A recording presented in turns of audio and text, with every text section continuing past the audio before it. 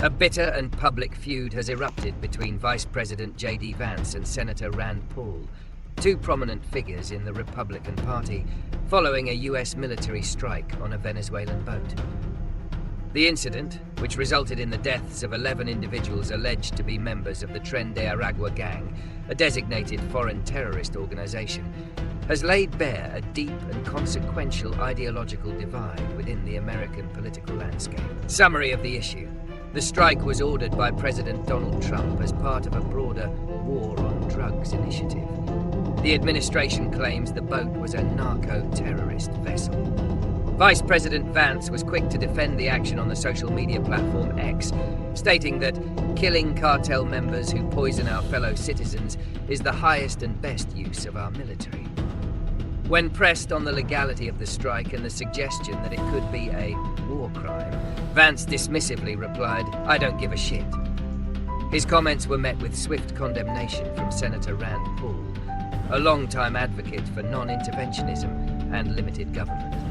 Paul, in a series of posts, called Vance's remarks despicable and thoughtless, and invoked the classic American novel To Kill a Mockingbird to highlight the principle of due process, questioning the morality of executing individuals without a trial or legal representation. The dispute is not merely a personal spat, but a clash of core principles that have long defined American foreign policy debates. Analysis of reasons. The conflict stems from the fundamentally different political philosophies of Vance and Paul. J.D. Vance's perspective is rooted in a populist, America First nationalism. He views the military's primary role as a tool for protecting American citizens, even if it means acting preemptively or outside of traditional legal frameworks. In his view, the immense human cost of drug addiction at home justifies aggressive, kinetic action abroad, regardless of its legal classification. This stance reflects a growing, more hawkish wing of the populist right that prioritizes national sovereignty and direct action over international norms and multilateral diplomacy. It is a philosophy that sees the world in terms of clear-cut threats and believes that a strong, unconstrained military is the best way to secure the homeland. In stark contrast, Rand Paul embodies a traditional libertarian conservative viewpoint. His ideology is centered on the strict adherence to constitutional principles, limited government, and a non-interventionist foreign policy. Paul argues that the use of military force against individuals not engaged in a state of declared war or posing an imminent threat to US forces is a dangerous precedent. His reference to Kill a Mockingbird underscores his belief that due process and the rule of law are not optional luxuries, but fundamental safeguards against tyranny. For Paul, the military should not be repurposed as a law enforcement agency or an execution squad. He believes that such actions undermine the very constitutional principles the military is sworn to defend. Consequences and implications.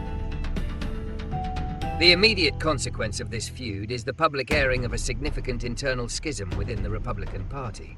For years, the GOP has housed both hawkish interventionists and non-interventionist libertarians.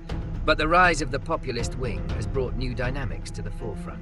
The Vance-Paul debate forces a choice between two competing visions for the party's future. One that is willing to use unilateral force to protect national interests, and another that advocates for restraint and a return to constitutional principles. On a geopolitical level, the strike is legally questionable. International law, specifically the UN Charter, generally requires a state of self-defense or a UN Security Council resolution for the use of lethal force against a foreign vessel. The Trump administration's claim that the Tren de Aragua is a terrorist organization may not be sufficient to justify the strike in the eyes of the international community. This action risks setting a precedent for other nations to use similar extrajudicial force, potentially leading to a dangerous escalation of tensions and a breakdown of maritime law. Venezuela's government has already condemned the act as a violation of its sovereignty and a pretext for aggression. Prediction and solutions. The Vance-Paul feud is likely to become a defining issue in the Republican Party's future. Vance's hawkish stance may resonate with the populist base, while Paul will continue to champion his long-held, principled position to a smaller but dedicated group of supporters. The debate will almost certainly intensify as the Trump administration continues its aggressive war on drugs. There are no simple solutions to this ideological rift. A long-term solution would require a bipartisan consensus on the legal and ethical boundaries of military action against non-state actors.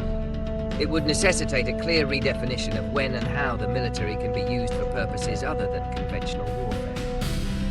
From a pragmatic standpoint, a de-escalation of the war on drugs and a return to traditional law enforcement, intelligence gathering, and diplomatic efforts to dismantle these criminal networks would be a more sustainable and legally sound approach.